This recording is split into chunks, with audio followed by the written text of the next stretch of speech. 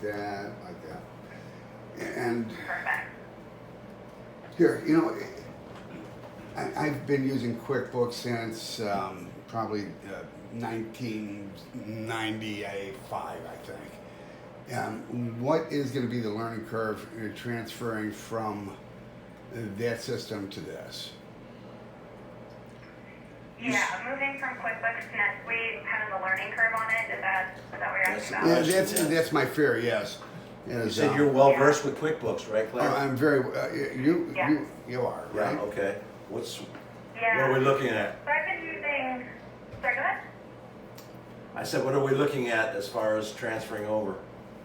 So Netsuite's pretty intuitive. It's pretty easy to pick it up as you go. So yeah, I've been using QuickBooks on and off for the last, almost 20 years. So I started, back in the day working at my dad's company. He used QuickBooks. So I was really familiar with QuickBooks. I was really comfortable with it.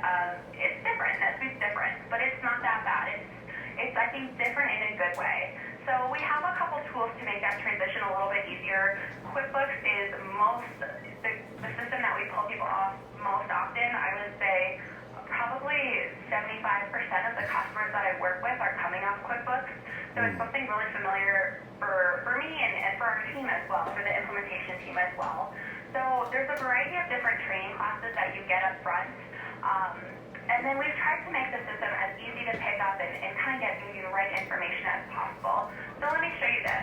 So let's pull up the vendor bill for a second. So vendor bill, this is probably something that you're familiar with.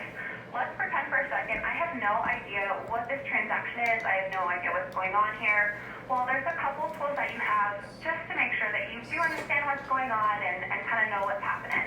So first thing you can do if you get somewhere in the system and you're not exactly sure what it is, well, you can click this help button up here at the top, and it's going to bring you to the NetSuite Help Center specific to the page that you're on. So this will walk you through really exactly how this works, anything that you need here. And then we also have some additional help. So specific to the starter edition, so specific to this version, we also have Suite Success Help. So this is, probably even more helpful for you all. So this kind of describes what's happening here. There's a visualization of the process flow. You can see the roles that have access to this transaction. There's additional help articles in here. There's also links to different reports. So we've tried to make that transition as easy as possible and getting you all the information that you need. The hardest part of this transition, the hardest part of this process is extracting your data from QuickBooks and cleaning it up. By far, that is the hardest part. So we'll talk about that a little bit once we get to that kind of second section here and talking about what that transition looks like. Okay. But if you all are comfortable getting your data out of QuickBooks, we can pretty easily get it into NetSuite. Okay, very good. All right. All right. Any questions? Okay, we're good to go. All right. So let's see here. What else did I want to show you all? Right. Okay. Inventory.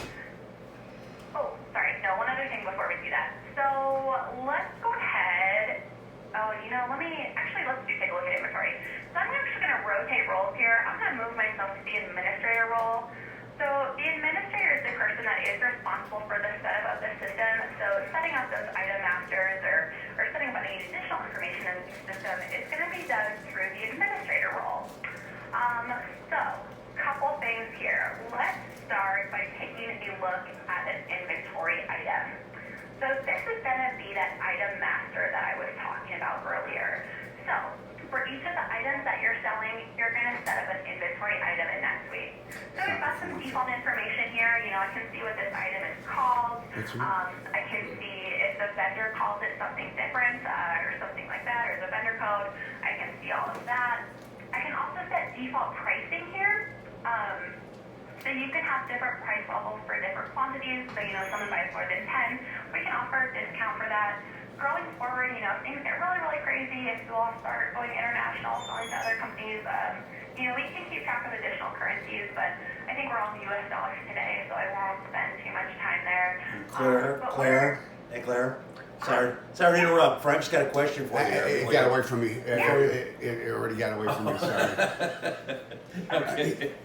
Yeah. He had a question. It slipped away because you were moving got too away fast. from me while we were. Oh, I'm sorry. That's okay. It'll You know come what back. it is, Claire, is now. Oh, I'm so sorry. No, since we do not stock inventory, but we do all the transactions as if we stock inventory. See, that was the main reason why I'm getting out of QuickBooks, is because if it's a non-inventory item, you literally have to manually input each and every item by hand.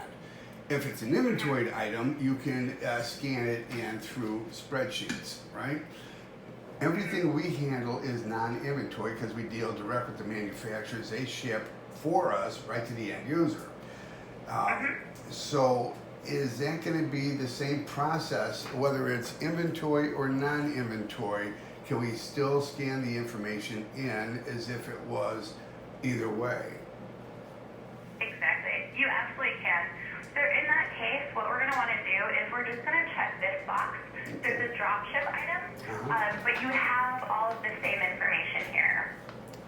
So it's going to look exactly the same. We're just going to check this, that you're not actually keeping it in stock. Okay, so that's how everything we have would be drop ship. So that's part of the lineup when we're putting the inventory in, I take it? Yep. So Okay. we'll just make sure as we get these inventory items set up that we're checking this box. And what we're going to do in a couple minutes here is we're going to actually process the sales order. So we're going to pretend you have an order come in from one of your customers, Beautiful. and I'll show you what that looks like, what that Wow. communication looks like with your vendors. Cool. Yeah, I just wanted to clarify that because it screws everybody up because we do not stock this product. It's going from the manufacturer right to the end user. We never touch anything ever. And it's always been a nightmare trying to get new manufacturers into our system because you have to manually put them in one by one, that's how we do business. And that would eliminate hundreds of hours over here. That one Yeah. feature. So let me show you all this. I have a couple ideas here. So looking on this tab, you'll see I have a variety of vendors that I can actually order this product from. So what would happen as you create an order, obviously we're going to create an invoice to send to your customers, and then on the back end we create a PO to go to your preferred vendor, or you can select, oopsies, I don't know what I did there, or you can select another vendor that's kind of available on this list. So I have a couple ideas. So let's take a look at this vendor really quick. So I'm going to dive into this vendor record. So this is a link, so really easy to navigate to that vendor record. So I'll just pop it open. I think it was this tab. Here we go. So we'll pop open this tab. So this is my vendor record. So it's going to contain some similar information. So at the vendor level here, you can keep track of the different items that you're ordering from this vendor, and you can import this. So see these, let's see, where's my mouse? There we go. See these three USB cables down here? Well, this is something that I did yesterday. So what I did is I actually imported that information. So if you all have that type of information coming to you in like an Excel file or a CSV file, you can actually import the price list from for your customers through a CSV file. So you don't have to manually update that pricing information. You can just import it. How do you map that in? Sorry, what was that?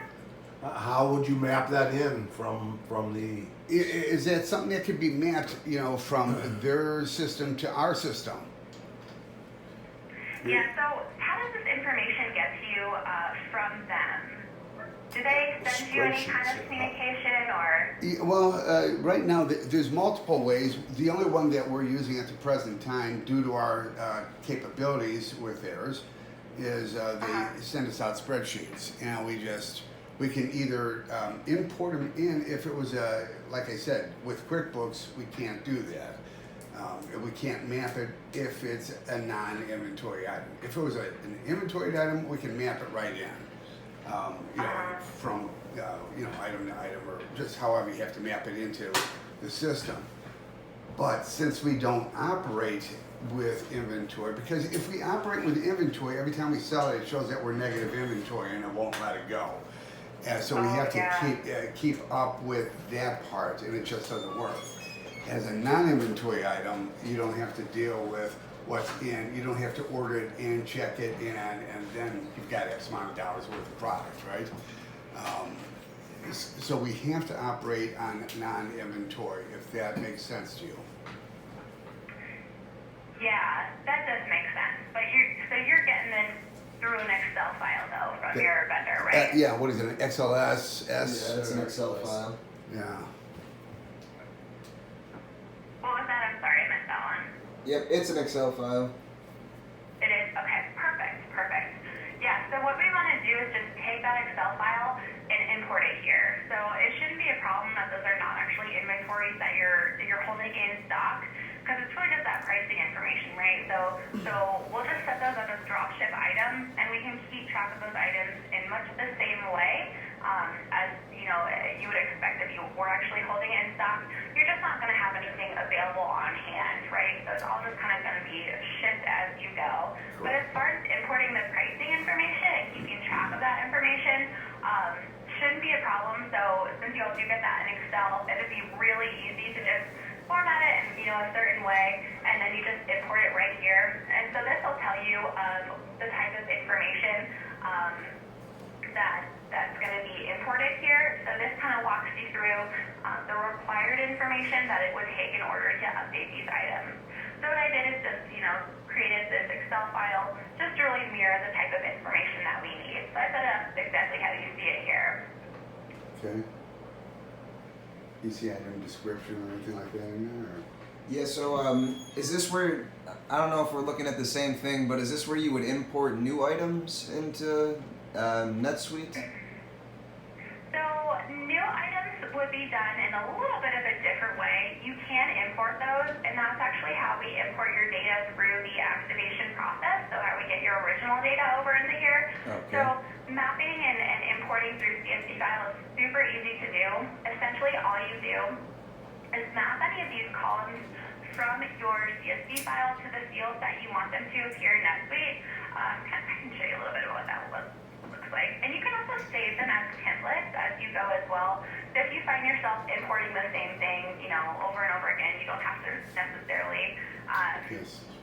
recreate the wheel each time. So if you wanted to import a list of your items, it'd just be selecting the type of thing that you want to import, selecting your file, and then, like I said, it's a visual mapping between your CSV columns and the fields you want it to appear in NetSuite. So let's see if I got a good example in here. We'll just see if I have a journal entry available. Here we go. So if you were importing, say, a journal entry, for example, here are those columns from my CSV file, and here's the fields in NetSuite. So pretty straightforward. So department to department, date to date.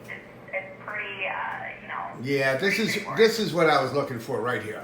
Okay, beautiful. Oh, perfect. Yes, Perfect. and I just didn't know how to word it. You know what you're trying to get out of here.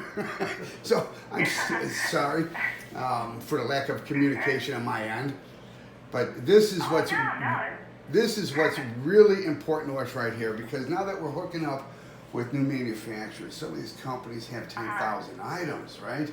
And out of the 10,000, they might have let's say 800 that are hot movers, and we got to get them up in a fast, reasonably quick. And if we can import that data in, so we have access to use that information immediately instead of waiting 3 months till it's in, I gotcha. Yeah, it's Oh, perfect. yeah. This would be so huge. We'll get you also, so during the activation process, there will send you, I can't remember how many, I think it's almost 10 CSV imports templates. So those are templates, so you'll have one for items kind of ready to go, but you can make changes to it if you need to import additional information. But yeah, that's importing things into NetSuite is super easy. Cool. That's very important. Awesome. Yeah. All right, let me show you this idea. So I'm going to jump back to this inventory item. So you'll see on this inventory item, I actually added a vendor for a competitor. So let me get so I thought this was something that might be a little bit helpful I know it's really important to keep track of what your competitors are selling for. Just a little bit of an unconventional use of the system, but I thought it might be helpful. Go on. So what I've done here is I set up a vendor for this competitor. I did make this vendor inactive, so you can't accidentally, post a transaction to this vendor, but we can keep track of information associated with this vendor.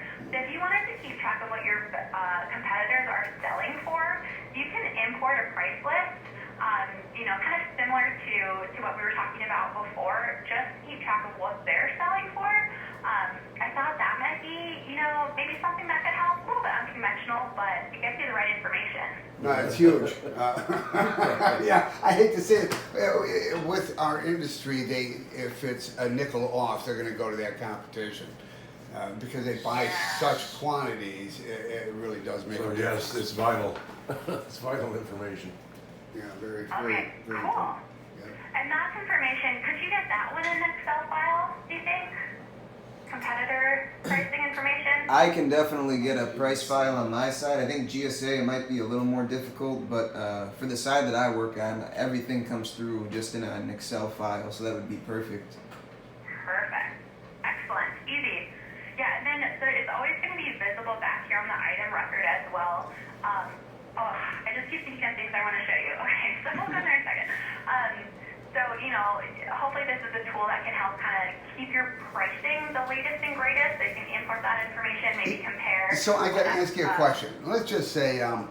every item that we have in our system, and we hook up who we want to follow on each and every one of those items. And let's just say we want to do a report on Hewlett Packard or Lexmark or whatever, right? And we wanted to see what sold. Can we find out all the competition, what they were selling at on each and every report? Would that be on a full report of an item? Let's say I did a line report. You know what I'm asking? I think so. And let's just So say, you want to know? Go ahead, sorry. like Hewlett Packard, if they were selling fusers or 3D machines, whatever, I can go in there and say Hewlett Packard 3D machine supplies, and whatever is out there in supplies. And if I hooked up 3 competitor vendors to, or not vendors, but competitors to each one of those items, when I do a report to see what we've sold, would the competitors show up on that same line on the Excel spreadsheet? Do you know what I'm asking? Not really. I think I have an idea. So would it be, are you trying to get information about what your competitors have sold and at what price? Yeah, well, not what they've sold, but what price. So here, you know how each column you can set up like one SN with supplies net, or one FedEx, or one UPS, or whatever. Each column would have its own data. And but the item for that data would be ABC. So I've sold 18 ABCs, and then all the information, whether it's priced, transactions, and competitor pricing would be on one of those columns. Yeah, you know what I'm saying? Oh, I gotcha. It would be like a spreadsheet column Yeah. based on an item. Or is that more of an access type thing? You know what I'm saying? Because in Access, each one of those items can have a cell that will follow the whole column all the way across. What's the other one that they use? It's Power BI. what is it? Power BI. Power BI. Are you familiar with that? Yeah. It's So along that line, kind of. I can't think of any out of the box report that has that. No. By default, however, we could probably design something like that. So in Netsuite, we have the concept of a saved search. So there's really 3 different reporting tools that we have in NetSuite. So traditional reports, so those are going to kind of fall under here, things like, an income statement, some other pretty reports. If you're interested in those, maybe purchases by item, purchases by vendor. There's some good reports in there. Second reporting tool that we have is what we call a saved search. So a saved search is what we're looking at right here. So what will happen in a saved search is you set the criteria, you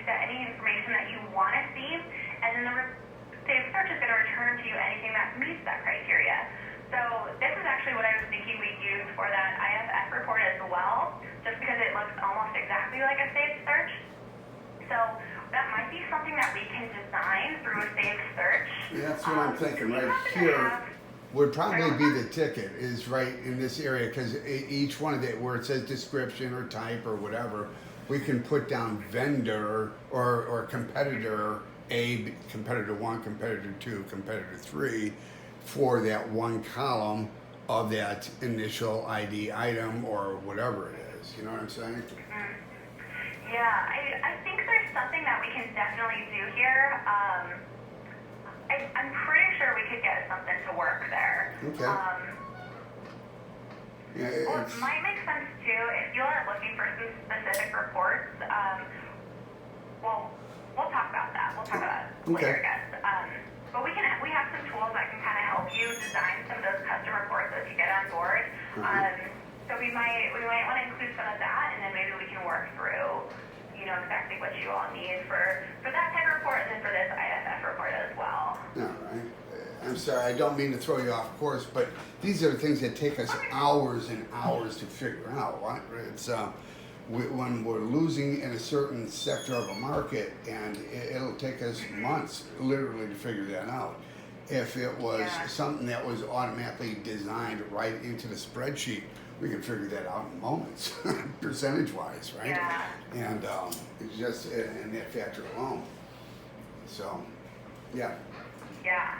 Good. Yeah, no, this is perfect. I much prefer keeping these conversational. Like I said, I want to make sure we answer your questions. So I know I move fast, so please feel free to jump in anytime. Want to make sure we get all your questions asked. Awesome. And I hope it doesn't sound like a ridiculous, I just don't know how to phrase it is my biggest problem.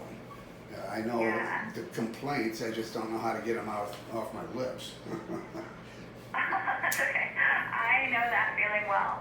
Another thing we can do, if you want to type up a prototype, an example of how you want that to look, and send it over to us, maybe then we can work through it as well. That's always a good option. That would be cool. Yeah. So this is actually kind of a fun save search too. So this is any pricing changes that I've made to any of my items. So it'll tell you as prices get changed. It'll tell you who changed it. You can see the old value. You can see the new value. So what we do is try and create full transparency into what's happening, why it's happening, if anything changes. And something I should have mentioned as well. So let's actually take a look at this dropship item really quick. So every transaction in the system in Netsuite is going to maintain a full audit record. So you can see exactly who created this transaction, who created this inventory item. Nice. And if I were to come in here and make some changes to it, so if I were to, fill in an additional field or fill something out here, you're going to see all of that system information. So you always get to see, so there's those changes that I just made a couple of seconds ago there, so you can see everything that happens, and that's going to be the same on transactions as well. So if I were to come back in and take a look at that bill that we were looking at earlier, you can actually see who entered that vendor bill. So full transparency into where these are coming from. That's very nice. Something else too that's kind of fun, so this is something I always recommend. So in NetSuite, since we are a cloud-based solution, you get also a file storage system. So something that I used to do that worked really well for me is actually start attaching attaching backup to these transactions. So if you have a vendor that, emails you a bill, you can attach that backup to this transaction. So, you're trying to figure out what happened and when. You can see that original bill attached to the bill in NetSuite. So, just kind of makes transparency easier. I don't know about you all, but I used to have huge paper files filled with bills, one file for each vendor, and then if you wanted to look back and see, something that happened, you go pull out the file folder and start digging through all this paper. So this was really helpful for me in kind of making almost a paperless transaction. Nice. Very nice. Yeah. All right. So next thing I want to do is actually go ahead and process the order. So let's pretend like we have a sales coming in. You've taken an order, and we want to see what that looks like. So a couple of ways to kick that off. So in NetSuite, what we're going to do is we're going to create a sales order. So the sales order is pretty